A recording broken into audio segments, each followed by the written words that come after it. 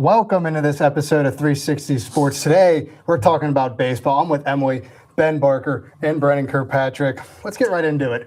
Right now, it's just not all about the Mets. They have lost their last 11 games, which is, not ideal for any team, but it's just funny that it's the Mets. So I'm going to open up to you guys. What do you all think? Yeah, this is a team, a team issue. It's been bad pitching. It is a team. It's been bad hitting. This is a team in baseball right now. The pitching outside of maybe a couple starters here or there. David Peterson, Kodai Senga have been like the two bad starters. But getting into it, I mean, Mark Vientos, Marcus Semien, Brett Beatty, Francisco Lindor, Bo Bichette, Tyrone Taylor. I mean, all of those guys that you're kind of relying on to be pieces in that offense have not shown up. And you're relying on Francisco Alvarez. Luis Robert Jr. has kind of been like the medium between those bad guys. And then like Alvarez and MJ Melendez as well, who's been surprisingly good this year. Bullpen's been all right. Devin Williams, the 153rd ranked player in fantasy baseball right now, has been he had a scoreless streak, but he has not been great recently. So I think it's just a team issue that ultimately probably comes down to coaching, in my opinion. Yeah, I mean, this was a completely revamped team from last season, and they had high expectations, but throughout the first nearly month of the season, it's been rough. I mean, Luis Robert and Francisco Alvarez are your only league average hitters right now. And I get Juan Soto's hurt. He'll be back tomorrow, which is just going to definitely help. He was doing pretty well before he hit the IL. But yeah, I mean, pitching's been average, 4.06 ERA, team ERA. But Clay Holmes is top 10 in the ERA right now, or top 10 right now in the ERA.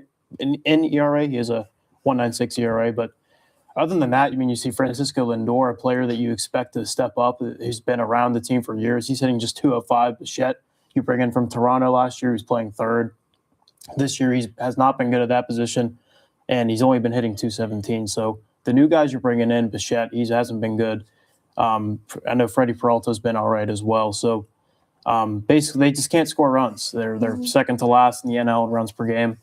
So it's been tough sledding. They need to get healthy. They need Soto back, and this offense needs to wake up if they have a chance to compete in this division. Pirates legend Clay Holmes. Absolutely, yeah. Honestly, I feel like it even goes beyond that. I feel like they have a huge confidence issue right now. Like as soon as something goes wrong, everything snowballs after that. And their bullpen is, I mean, they can't hold leads. As soon as you put in a bullpen pitcher, it immediately goes downhill. Like their collapse against the Chicago Cubs. I mean, the offense goes cold at the worst possible times. Their hitting has been, I would say, below average, especially for them. Yeah, I mean, the roster has talent. It's just when you put them all on the field at once, it does not seem to be there. They're not connecting or they're not communicating on the field well. There's just something that is missing. And maybe it's Soto, maybe it's a coaching issue, but I feel like I agree. I feel like it has to be a coaching issue because there is talent on that roster. Yeah. I mean, it's funny you brought up the bullpen. Devin Williams has a 7.11 ERA, which is kind of funny because if you think about it, 7.11 is always open. And it seems like when he comes into the game, the score sheet for the other team's always open. And then for another person in their bullpen, which I hate to bash because last year is one of my favorite players, Luke Weaver's also struggling, 6.23 ERA. Mentioned the lineup, 22nd team average, which is not ideal, especially for how much money they spend on that offense. It's just crazy. And Emily, I liked you brought up like one thing could like just detriment the team. It could definitely be the Soto injury. I mean, he's arguably one of, if not a top 5 player in baseball, and you're missing him. And there are other stars in this lineup, Bo Bichette, Francisco Lindor. Marcus Semien. They need to kind of pick up the pieces. I'm specifically looking at Lindor right now, and the veteran on that team, not a new guy they bring in. He's got to kind of voice his leadership in that locker room and get them back on track. Yeah, the only thing with Lindor is that he's always started off slow. He's never been good in the months of April and May. But then when June rolls around, it'll start heating up. But at this point, like your 11-game losing streak, like this is just you gotta start playing now. Like this is one game matter. It's not like an accident. I mean, once you hit past like 3 games, that's a problem. And when you get to 11, that's especially a problem. There's a lot of underlying issues for sure. Yeah, this team's definitely been struggling. But moving on from a team that's struggling to an entire division that's just winning. I mean, let's go to the NL Central. We have Wow. Why is Pirates this? fans here. Every team in this division has 12 wins or more, which is insane. Yeah, it's so nuts. what do you all have to say? Well, first of all, they could have picked anybody. Shout in out this Spencer picture, but Horwitz, man. The one guy that's not contributing to the Pirates' success right We now. had a no doubter Spencer the other day. Horwitz. What? He had a no doubt home run the other Well, day. we had 2 home runs on the year. Yeah. Yeah, for the Pirates, it's bad this year. Yeah, It's just, crazy. that is bad. Yeah. But no, the Pirates have been great, along with the other 4 members in their division: the Reds, the Cubs, the Cardinals, and the Brewers. I mean, all 4 of these teams. This was going into the season. Everybody thought this was going to be the weakest division in baseball. They thought it was going to be this competitive, but I think maybe the other end, like you see every team under 500, just nobody's performing, and they've really outshined each other. I mean, the Reds and Cubs and Pirates, I guess now, they all have kind of pieces that made you thought, oh, they'd be a little bit competitive. The Brewers, with the system, the organization they built up, you knew they're always going to be competitive. They're raised north.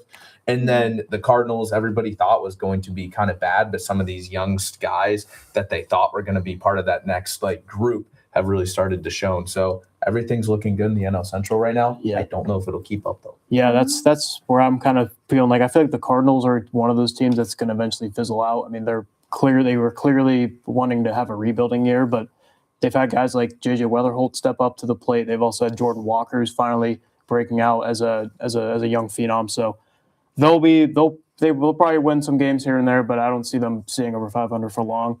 Looking at the Reds, though, the pitching has kept them in most of these games. They haven't really figured it out offensively yet. But Sal Stewart's been good for them, 281 hitter, 8 home runs. That's tied for 3rd in baseball. So then obviously you look at the Pirates, the team's just looking solid overall. The pitching's doing as expected. And Shout then out Braxton Ashton. yeah. And then the offense is doing offense. I mean, I can't believe it. It's a dream come true to see this team finally help out these pitchers that have been balling out all season long last year, and then coming into this year, they're doing the exact same. Pirates are 2nd in team ERA in all of baseball, so that they've been holding up their end of the work, and so is the offense, including guys like O'Hearn, who's coming in. He's 8th in the league in batting average, so he's been raking. And you look at the Brewers; they finally have William Contreras breaking out after, or I guess wouldn't say breaking out, but having a more of a bounce back year after last year wasn't really what he was looking for a couple of years ago. And then obviously you look at the Cubs, that team's just solid all the way around. They have great pitchers. Imanaga, Edward Cabrera's been good for them as well. And they'll be even better when Justin Steele comes back from IL. So, and then obviously the lineup's fantastic too from top to bottom. So this team this division has a real chance of staying competitive like the way it is right now. But I do see a couple teams fizzling out, and hopefully it's not the Pirates. Oh, it hurts. The other side of PA is not so great, but yes, the Pirates, they're looking good. Mhm. Unfortunately, Mhm. it's okay. Yeah. I'm not salty about it. It's fine. But no, that being said, honestly, the Brewers probably have one of the most complete rosters this season. I mean, they have strong pitching staff, solid defense, and they have enough offense to win games consistently. But I mean, like you were saying, I think it's going to happen that some of these teams are going to fizzle out. I mean, once we get at least a couple more games in, there's going to be injuries. There's going to be they're going to start facing more difficult teams. Yeah. So I feel like it's guaranteed that probably at least one or two of these teams will fizzle out. But I do think that the Brewers they're definitely someone to look out for, and Pirates are too.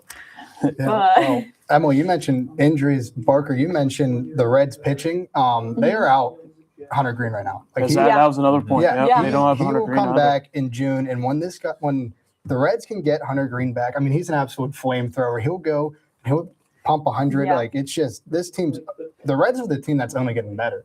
I mean, Oh, other yeah. teams you got to worry about if there's a decline or stuff, but And they have a good manager in Francona too. Yeah. And then I guess the reason why the Reds have been good, I know you mentioned it, Emily, about the difficulty of the schedule. I think their last 4 series were against the Marlins, Twins, no one's Angels, no one that's special. So Yeah. that also plays a factor in the Reds' I hot mean, start. to be Yeah. fair though, good teams, they win the games. That's especially exactly, when. yeah. I mean, I'm not discrediting their winning ways. I'm just saying when they start playing real teams like the teams in our division, that's when Yeah. we'll really start to figure out who they really are. Well, Pittsburgh took 2 or 3 from them. One of them From from Cincinnati. Yeah, Yeah. and they took 2 or 3 from so- the Cubs as well. So Mhm. Yeah. No, I mean, all of these teams, I think minus St. Louis, I don't think Jordan Walker can keep this up, unfortunately. No. Yeah, it's but sad to see. The Reds, I mean, they got. got some pieces like number 7, what is a Steer, right? And then Suarez as well. So yeah, They have the 28 open for him. yeah, so. they Yeah. did. So, Yeah. yeah.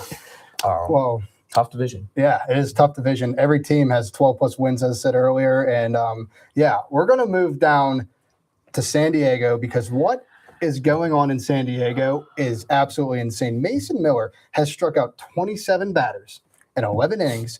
Yeah. He has struck out 76% of the batters he's faced this year. It's absolutely insane. Do you think he can win the Cy Young, which hasn't been done since 03, and it was Eric Gagne? I mean, it's tough. It's always tough for a reliever to win fantasy or not fantasy. Man, to you got win. fantasy in your Fantasy. brain. It is. I saw you looking at the right now. lineups before. Yeah, no, this is that time of year. But it is hard for a reliever to win the Cy Young Award. Right now, he has 15-1 odds to win that behind Skeens, Yamamoto, Christopher Sanchez, and Chris Sale. I think all of those guys, like Skeens having that one rough start against the Mets, kind of pushing him away. But you look at these other pitchers there, it's going to be really tough to kind of beat them out. I think if he keeps up this trajectory, he's going to be a finalist for sure, just like we saw with Emmanuel Clase a couple of years ago. I just don't know if it's going to be enough for him to win against like a top starter in the National League. Yeah. Yeah, I agree. But just the thing is, he's top 5 in the Cy Young, right? Like Cy Young odds right now, which is unbelievable. I know it's only April. We haven't even been through a full month yet, but that's just still crazy to see a relief pitcher in that mix.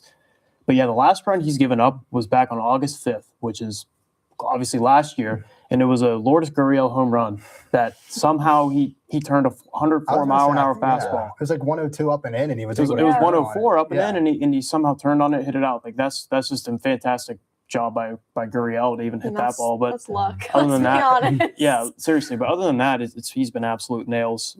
Gagne back when he won the Cy Young, he had a 1.20 ERA, he struck out 137 and 82.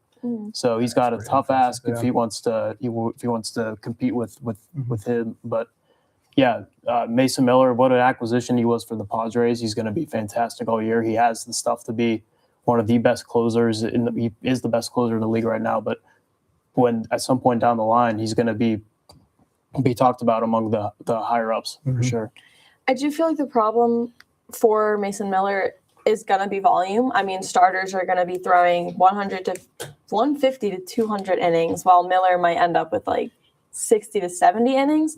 However, I feel like if he keeps striking out players like he does, I feel like he'll be up there. But it is hard because we see way less of relievers than we do for starters. And I think he would need to stay perfect or as close to it as he can for the rest of the season. But I think it is possible. Yeah, I'm going to try and word this for it to make sense because it can be a little confusing. I saw this on Twitter like a week ago. All of the batters that he has faced this year, it was like a week ago, he has thrown 20 balls and 19 strikeouts. Like, I'm trying to explain because it can be a little confusing. So he's got he can make people chase. Yeah, it makes people. His slider is probably one of the most effective pitches in all of baseball. I mean, whenever especially after the 100 plus he can throw. Whenever you have 105 and then an 80-mile-per-hour slider that just glides across the. He has struck out 40% of his career batters, which is insane.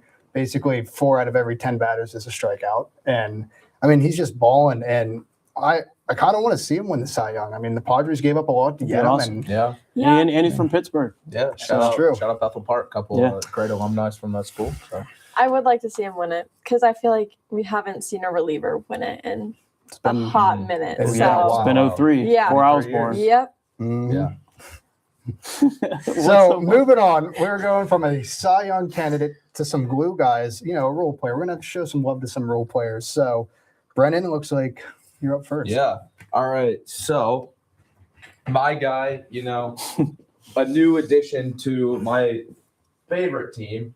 It is newly acquired Jake Mangum. This guy may not start every game, may not light up the stat sheet, but he does all the little things right, okay? He's a tremendous fielder. He makes the plays in center field that need to be made. He hits the ball. He hustles. He gets a bunch of infield singles. And right now, he's playing good too. He's batting .283. He scored 10 runs. He's that spark plug in that Pirates lineup. Whenever they need a rally going, you just pinch hit Jake Mangum. He's going to get on base. He's going to hustle. He's going to work hard. Again, he just does all the little things right. This is somebody you want on your team, especially a competitor like the Pirates want to be right now. Jake Mangum, a huge get for the Pittsburgh organization. And just the other day, he made national headlines for throwing that ball to that brother and sister. I mean, he's a great guy, too. Yeah, I completely agree. Like when the Pirates made that trade, because obviously Brandon Lau was the primary player they got, but they also got Jake Mangum, and they talked a lot about how he's just a fantastic team player. He was on the Rays, and he's lived out every bit up to that for sure. He's consistent. Yeah, and I was planning on picking him, but you took it. And I was looking at his stats: switch hitter, leadoff hitter. He's .260 average with a .350 on base. I mean, what else? He just provides so much value, especially as a switch hitter. It's a great point. depth piece. I'd so much rather have him than Kiner Falefa on the Pirates. The power will come through, so don't worry about that. Mhm. All right, Emily, you're next. Let's see. Okay. My glue guy is Bryson Stott. Unfortunately, he's not hitting homers like Schwarber or Harper. However, he is a pretty consistent second baseman. He does get in some good hits. He's fast. He's probably one of the only Phillies players that can actually make it to a base before they catch the ball. And I mean, when he gets that ball at second base, he flies it to first base. And yeah, Bryson Stott is my glue guy. Yeah, I hate to break it to you, but I dropped him on my fantasy team. Okay, well, he I wasn't didn't doing say it he for was me. good this season. Last season, he was great. I can agree with that for sure. I think he's a solid player. He's important for the Phillies. 100%. My favorite clip of Bryson Stott was whenever it was like a playoff game, bases were loaded, and he came up and the crowd chanting his welcome. It's like, living in a big blue world. Mhm. And then he comes up, hits first pitch. Okay.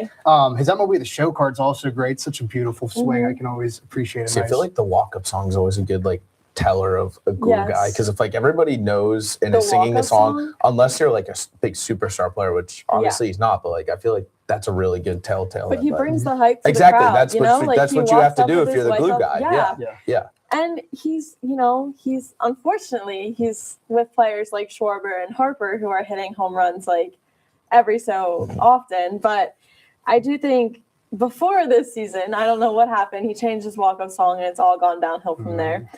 But he was a pretty solid glue I guy. have to go back. That old walk-up song was elite. Mhm. All right, Yeah. Parker.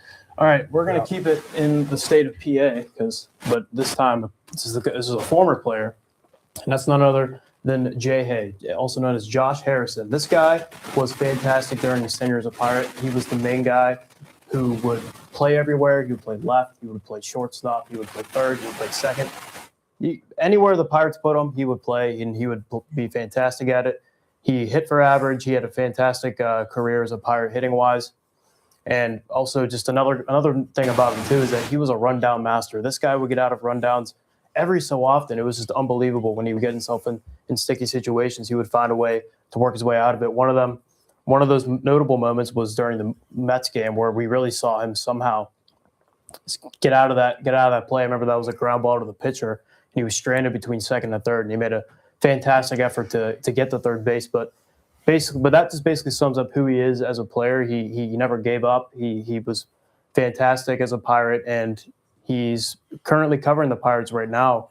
And Josh Harrison, one of the more memorable players in the Pirates' success years in the mid-2010s. And I mean, as a fellow Pirates fan here, this guy was the ultimate glue guy. Yeah. Those playoff runs Yeah. a couple 2,000 years after. I mean, just him, Jordy Mercer up the middle. Yep. It didn't get better than and that. the vibes were always high too, they especially were. with Marte and McCutcheon. Yeah, I see a bunch of those. Marte, Yep, Jay they would always Hay. be dancing in the locker Yeah. rooms, and I remember. he would just bring a jolt to a Pirates team that needed it. Those were fun times, Pittsburgh baseball. You got Marte, It was. you got Jay Hay all day. If you are ever in a pickle, call Josh Harrison. I mean, he's Yeah. it was like every other week. You'd get in a rundown, and it was fun to watch. Yeah, and he's Right. on. Well, I mentioned that he covers teams too. He covers the team still. He's on North Shore 9 every now and then. He's talking, and he loves the Pirates, and that's where he had the most success in his career.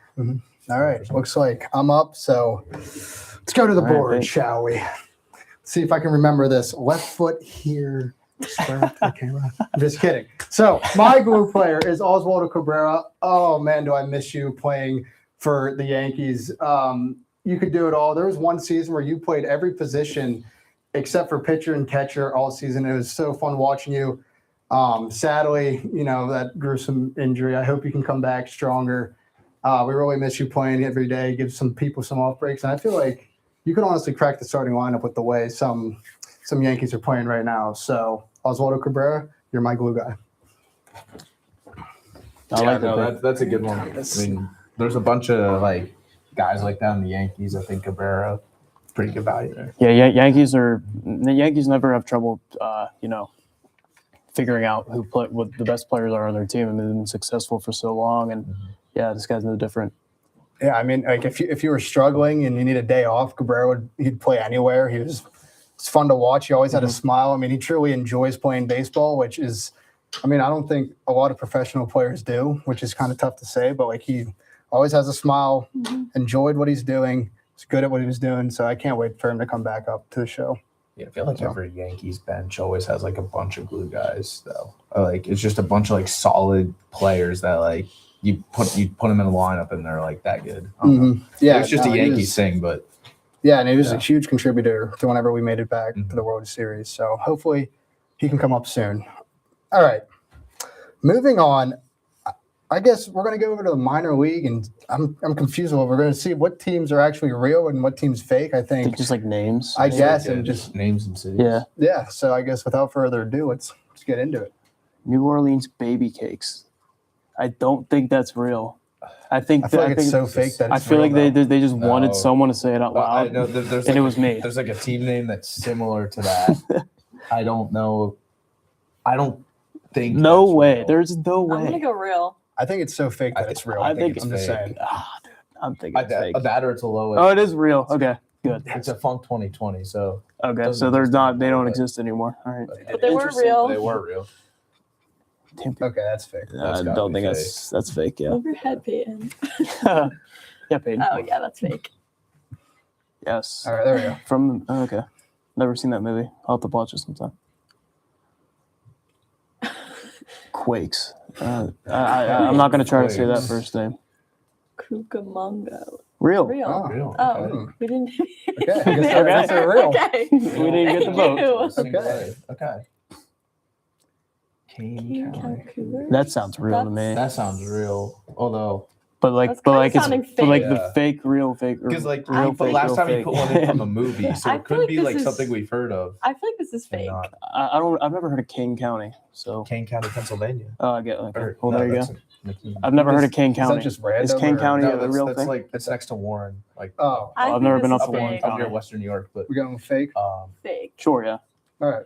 I knew it was real. What? I don't know why I agreed no, with Yeah, you. we had a the partner 50-50 was- chance. Okay. Oh. Okay. All right. Well, learn something. All right. All right. I guess Okay. That was that fun. was something. Learn That was something fun. new. And yeah. So now into our next segment, we're going to get a breakout watch. There's been players that have just been balling that nobody expected. So let's go around and, who's balling that we didn't expect. All right, so I got 3 guys here. 2 of them from my team, the Pirates, because they're good. So there had to have been some breakout stars. The first one, my jersey sake for this one, it's O'Neal Cruz. I mean, this guy's got a lot of flack in the past, and after that first game in New York, I thought it was going to be kind of the same thing for him. Since then, he's really turned the page, especially offensively. He's batting .292. He has 6 home runs this year, 19 RBIs. He's also stole 9 bases. And the big thing I'm really liking out of Cruz this year is his plate discipline. He's drawn 9 walks this year. May not seem like a ton, but for someone who strikes out at the rate he does, he led the league in strikeouts last year. You want to see that vision go up. So I'm really happy the offensive season. He's finally starting to click together.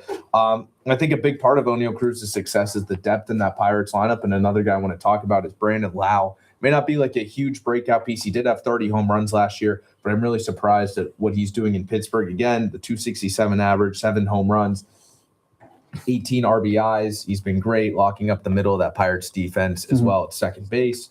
Again, this you could basically name almost like the entire Pirates lineup as Except for potential Joey Bart. breakouts, except for Joey Bart and like Henry Davis, Spencer Yeah. Horowitz, but Joey Bart, get him out. yeah, Nick York too, please. Yeah. And then the final guy, we'll switch to the Washington Nationals. I have CJ Abrams. Oh, I have him Dude too. is 312, batting 312 this year, 6 home runs, 19 RBIs, 5 stolen bases. I've been on the fantasy baseball mindset. He's the number 1 ranked shortstop in fantasy baseball and Yeah, currently that must on my surprise. team. So Yeah. shout out to those 3 players. Yeah, he fared well against the Pirates, that's for sure. Yeah, you Uh, mentioned real quick. You mentioned no Cruz. His reverse splits, which is like his left yeah, on left, has been so exponentially much better. better And than what it was last year. yeah, I think there's more home runs already than he did all of last year. Yeah, I think against he only had left-handed 1 pitchers, last so, year, and he has like 3 or 3 4. or 4 this year. Yeah. Right, But Parker. I also had 3 players. One of them was Jose Soriano in the Angels. He's been fantastic. He's been one of the many few bright spots on that Angel team. He's only given up 1 run through 20 innings. Is a .28 ERA. He's 5-0. So he's been fantastic for them. I had Jordan Walker as well. He's finally started to live up to that hype of the player that he was coming up through the Cardinals system. He's tied for third for many people in home runs. He has 8 on the season, and then I guess I wouldn't consider him a breakout guy, but a player who battled injuries a lot last year was Yordan Alvarez. He never really saw the field that much, but he's currently leading the league in home runs. So I think basically it's good to see him healthy again for sure as well. Is that a pick for? Is that a kind of a revenge pick? Yeah, because I'm pretty upset that I didn't have he was injured all last year. He was on my fantasy team. We drafted him in the first round. In case you guys cared, probably not, but I ended up trading him, and ended up being a good trade for me in the end. So, but yeah, I wish I had him last year or I wish I didn't have him last year, but I wish I did this year. Yeah. Now you brought up Jordan Walker. I mean, he's been balling this year. Remember in the Future Stars, whenever he grounded a ball and threw it 105 across the diamond, and everybody was like, "That's not going to translate." Well, kind of is. Yeah, it's 306 starting to. average with 8 homers and 16 RBIs. It's about time. I don't So- remember that. His card isn't in the show 2020. All right, Emily, who do you have? I have Tyler O'Neill. He's looking pretty locked in right now. When he's healthy, he the power's always been there, but obviously, again, he's another player that struggles with injuries. So whether or not this will last could go either way. I had CJ Abrams. He really came out of nowhere this season. I was not expecting that, but he's powerful. He's playing. And then a little shout out to my boys, Mr. Felix Reyes, his first time at the bat for the major leagues, and he hits a home run. I mean, that's pretty out of nowhere. And he definitely has power to his hits. So whether or not it lasts and he continues to live up to his first time at bat, we'll see. But I think he has power. He makes solid contact when he goes up to bat. So he's still new. Could be a random hot streak, but could be something to look out for. Yeah, you guys already mentioned Jordan Walker and Brandon Lowe. I'm going to bring up Kevin McGonigal.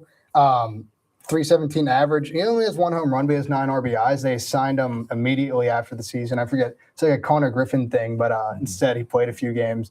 So, yeah, I mean, there's a lot of breakouts this year, a lot of things to look forward to if you're one of these teams with the young players. But moving on, we're going to pick some games for tonight. We do got a stacked lineup, but we'll go down in order. The best one is last. Save the best for last. Let me see. Who do we got going on? Cincinnati and Tampa is the first one. So, anybody pick Cincinnati? I guess I did pick Cincinnati. I think they're just a hotter team right now. We saw Tampa already lose 2-3 to an NL Central team this last weekend. Give me the Reds. I think they stay hot. Yeah, I actually picked Tampa. I think because the Reds have struggled a lot against lefties this season, only hitting 195 against Steven Matz tonight. So Chase Burns, he's going to be playing good as well. He's been good all year so far, but I think both of them have both of these pitchers have had strong starts. So, but I'm going to pick Tampa. I also had Tampa down. I think it's gonna be really, really close, but I think give me the Rays. I think they've been pretty steady, and I think they have a slight edge in projections, and I think that gives them the nod in a low-scoring game. So I do think it will be a low-scoring game because both teams have very good offense, and both teams they're playing good. It's going to be close. I think it's going to be like a 1 point game.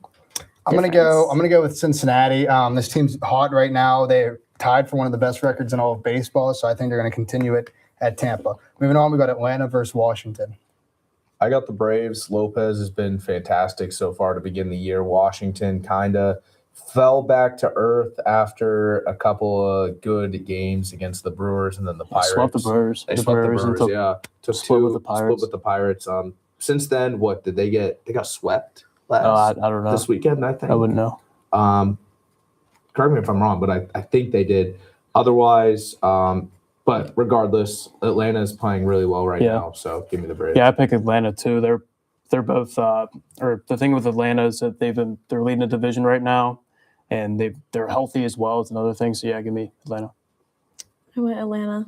Yeah, I'm going to go Atlanta as well. All right, let's move on a little quickly here. Milwaukee and Detroit. I got the Brewers. I mean, again, the NL Central, very good right now. I know Detroit's a solid team, but give me Milwaukee. I'll take the Tigers. I think the Brewers are injured right now. Yelich and Churio out, and Detroit's I think is playing better baseball. I took the Brewers. Yeah, I'm going to go with Milwaukee. They just win. I don't know how to explain it. They just do. And now for our last pick, New York versus Boston, the main event. Here we go. I think this one is pretty obvious with the state of both teams right now. Give me the Kuzmis, the Yankees. Yeah, the Red Sox have been terrible, so give me the Yankees. Yep, Yankees. Yeah, I'm going to have to go with New York. Obviously, I'm repping the Aaron Judge USA jersey, so I'm not picking against them. And sadly, that is all the time that we have today, folks. Such a great show. It was a great show. It was. Emily, Ben, Brennan, I'm Peyton. Have a great rest of your day. See you next time.